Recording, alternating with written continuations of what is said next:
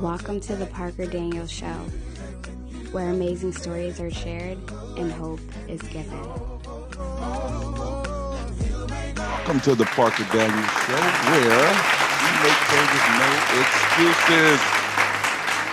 Blind Justice. Now that's the name that a young gentleman has come up with for his show, Dominic Parker, and we will be talking with him shortly. Many people thought that we were related because my last name is Parker, but I don't know. It may be a dead cat on the line, dog. so that's how that's going. Dominic will be talking about how he came up with the name Blind Justice, the meaning behind it, as well as talk a bit about his personal life. You know I like to get all into people's personal life. So let's not wait any longer and bring on the man of the hour, whom I had the pleasure of speaking with before we got on this camera, Dominic Parker. What's the haps, bro? Hey everybody, how you doing today, Mr. Parker? I'm doing fine, Mr. Parker. All right. Now, before we talk about the name of the show, which is entitled, again, Blind Justice, for those individuals who are just joining us, give us a bit history into your life. I'm going to sit back and relax and listen to what you have to talk about in your life. Okay. Well, as far as my sight loss journey goes, I actually was a juvenile diabetic at about the age of 8 or 9. My mother got pregnant with my youngest brother at like 15. And when she got pregnant with my youngest brother, she kind of handed the reins to me, if you will, as far as taking care of the diabetes. I never made peace with it, ever. Still to this day. I didn't want to have it. I felt like it made me different from everybody else. So I wanted to act like it wasn't there. And I'm sure as many of you know, the diabetes is not something to play with. So I didn't take care of it. I wouldn't take shots. I wouldn't take medicine. Nothing. And this went on for years. So finally, I would say probably in my mid-20s, about 25. I'm actually 34 now. But in my mid-20s, while I was at work, I ended up actually getting bit by a spider. And when I got bit by the spider, went to the emergency room and, they got out the poison and stuff like that. But from that point on, it was a trickle-down effect. I found out that I had congestive heart failure. That in turn sent my kidneys into rejection, and then as well as me starting to lose the eyesight, along with diabetes. So it was just like all of this within the matter of 2 to 3 years, just surfacing. Luckily, when I ended up finding that my kidneys were going into failure, they told me that I would be a good candidate for a kidney and a pancreas transplant. And so qualified for that and got that. So luckily, after getting the kidney and pancreas transplant, everything has been on the up and up at this point. I no longer have diabetes because of the pancreas. I don't have to dialyze anymore because of the kidney. And I don't have congestive heart failure because my heart ended up rebounded back to where it needs to be. So as of now, I'm living as a blind individual, Fingers crossed, nothing else comes up either. But just, I understand that. Yeah, God, when I hear stories like that, man, I can't find the words to explain as far as a person going through certain situations. And I'm not the most religious person, but man, I can still say, God, thank God that you recovered wholeheartedly and you are a living testimony. And I'm glad to have you on this show so that you can give your testament as well as talk about your show, which you've created, Blind Justice. Now, I enjoy collaborating with other YouTubers and what have you. So I'm glad that I have the opportunity. But as far as collaborating, you think it's a good thing, bad thing, or it's needed in the YouTube world? Well, I think it's definitely a good thing, and I do believe it's needed. I know before I even started making videos, my thing as far as within the blind community, there was a point in time where I kind of felt like, again, like with the diabetes, that I was the only one out there. I had older relatives or older people that I knew in my community that were dealing with it, but I didn't know of anybody who was my age and dealing with some of the same struggles I had. And now I'm starting to recognize that now that like I'm reaching out to people like you or coming across other YouTubers or other sources of information, it starts to show you're not the only one out there. And I definitely think it's important because, hey, I can offer something to you and you offer things to me as well. And then I think that's how the building and the community starts. Okay.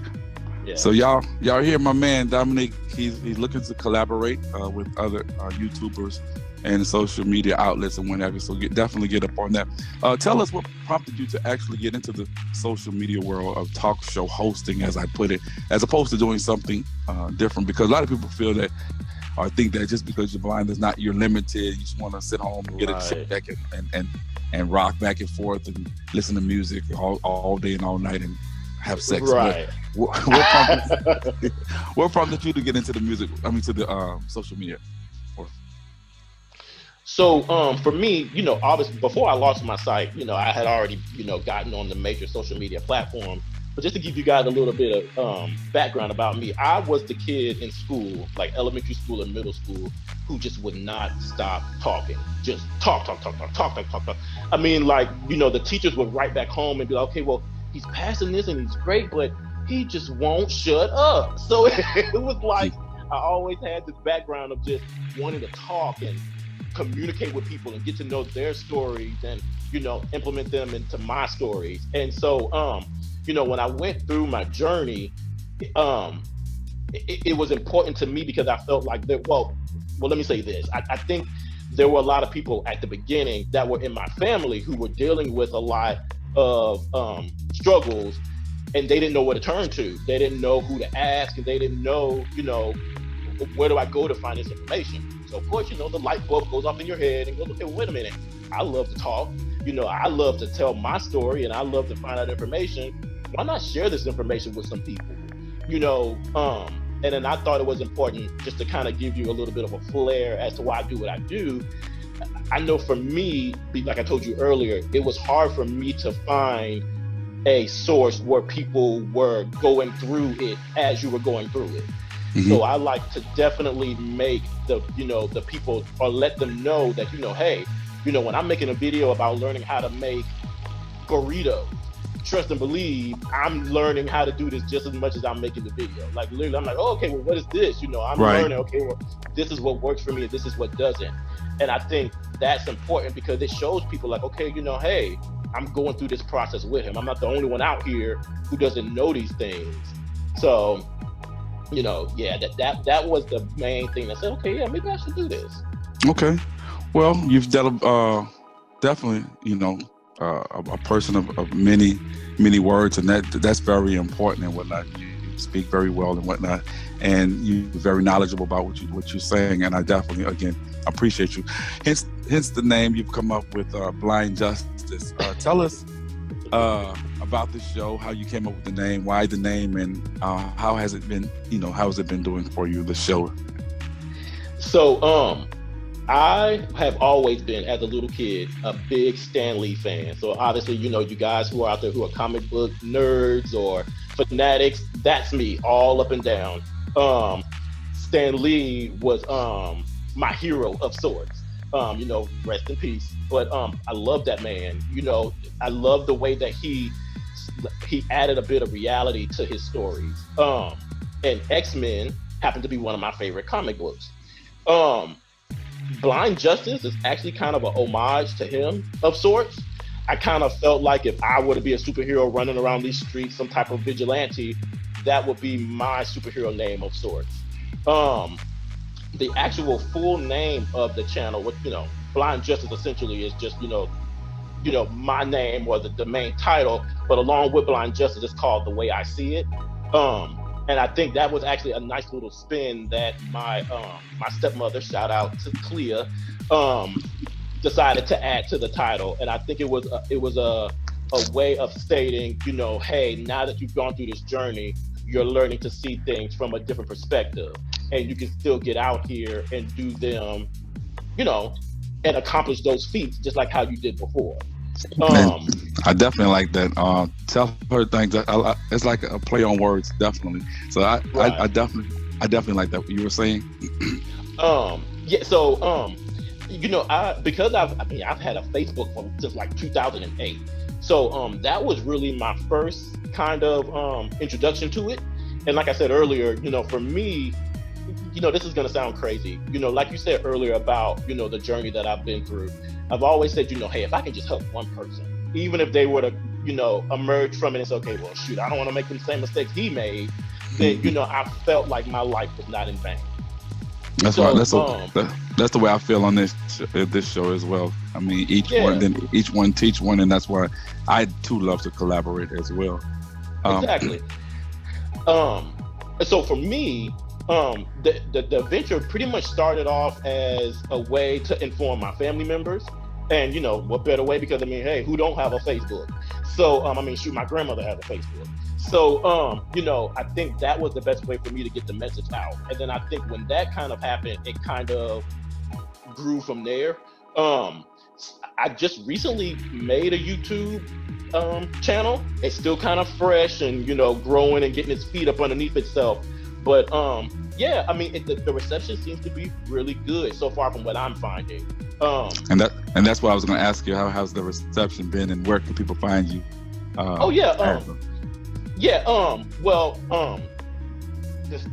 The title of the show is actually the same thing that you're going to find on YouTube and on Facebook. So essentially, if you type in blind_justice and then the way I see it, you'll actually be able to find the Facebook page and then the actual YouTube channel.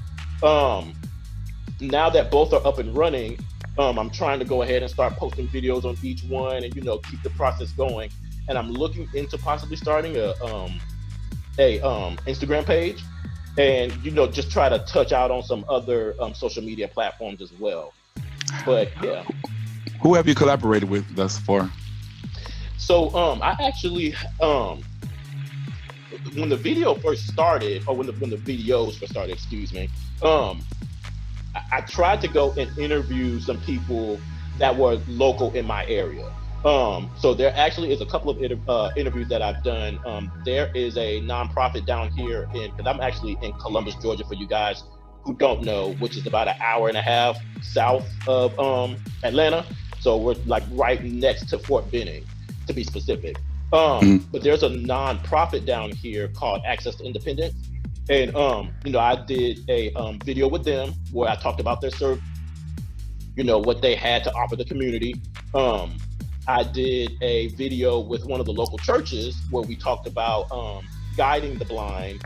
And then I actually did a video with a local primary care physician, just talking about some of the different ailments and things that come along with going blind and stuff like that, all the while promoting their companies, of course. Okay. And the reception, I gather, has been very rewarding. People have accepted you with open arms, pretty much.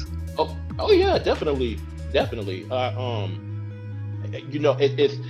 I feel like success for me is to say, okay, wow, we like this. Give us more. Right. So, right. So I'm definitely getting that reaction from people. And so, hey, the more that you guys want it, the more that I'm going to give it. So, yeah. That'll work. Put it in their face at every chance that you get.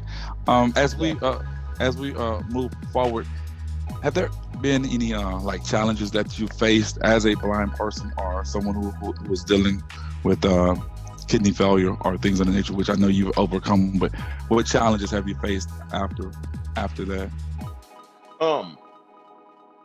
This was actually a challenge before I lost my sight, but I still find it a challenge now as a blind individual. I've always let fear consume me, like literally to the point where it would immobilize me and I'd have to stop in my tracks.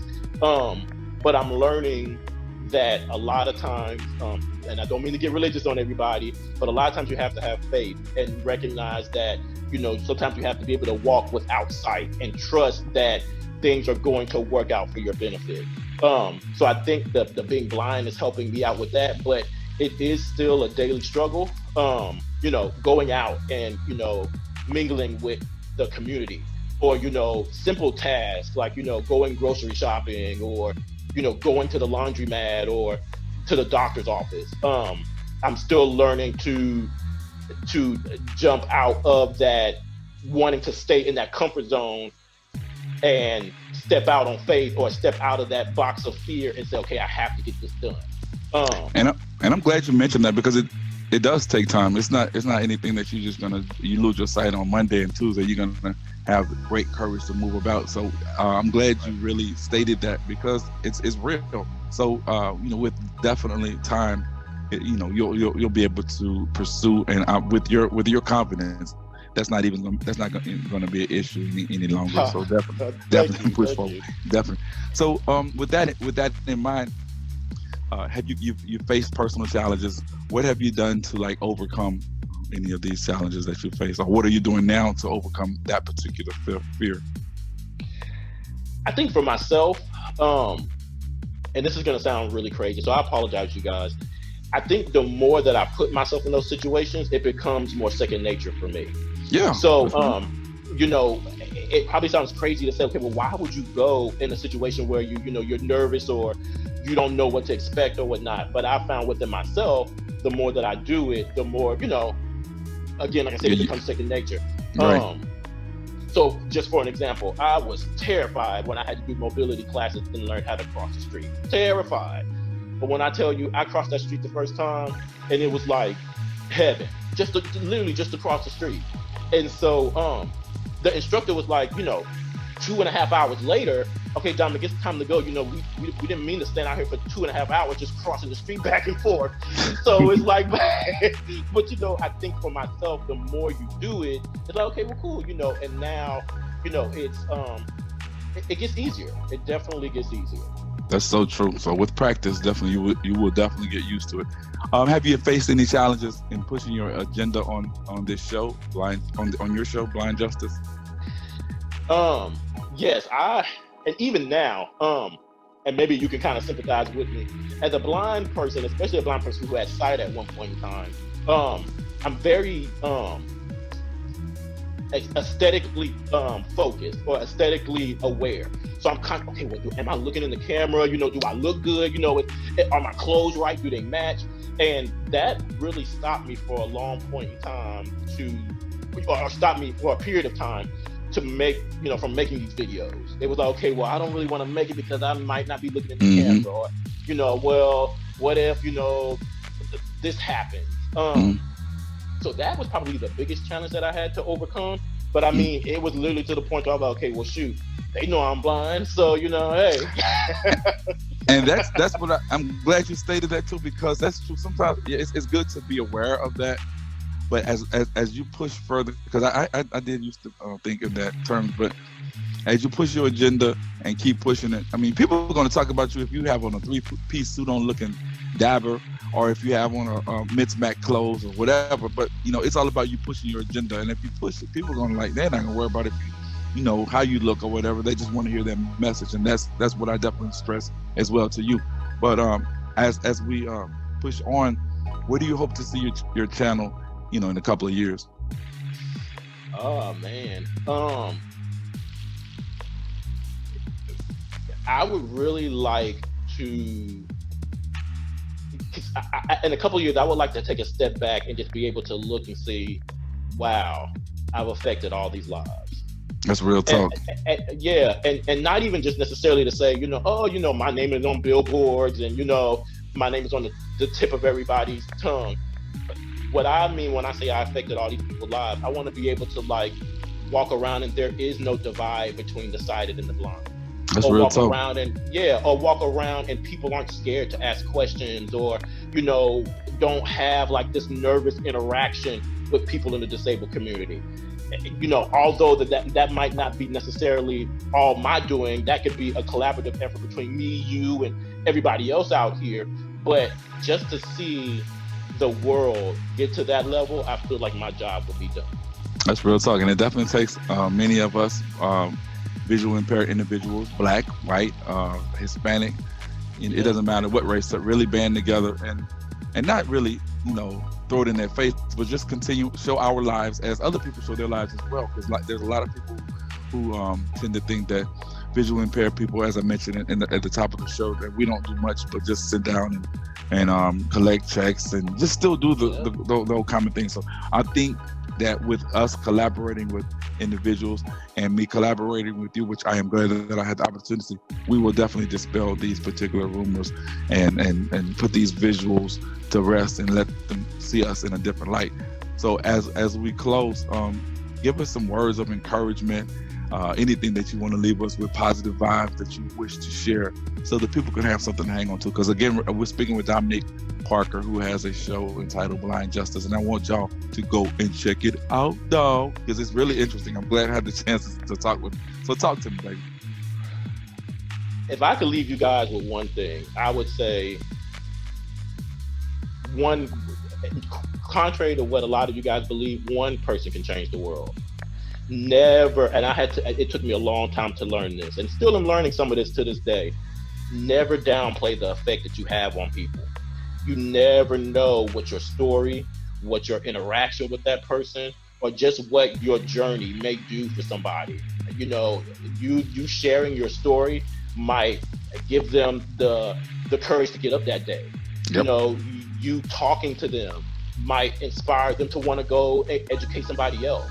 You know, yep. You just asking them how their day is going might make a whole difference out of their whole entire week. You just never know what one person can do for the entire world. Yes, I am hopeful for today. Take this music and use it. Let it take you away and be whole.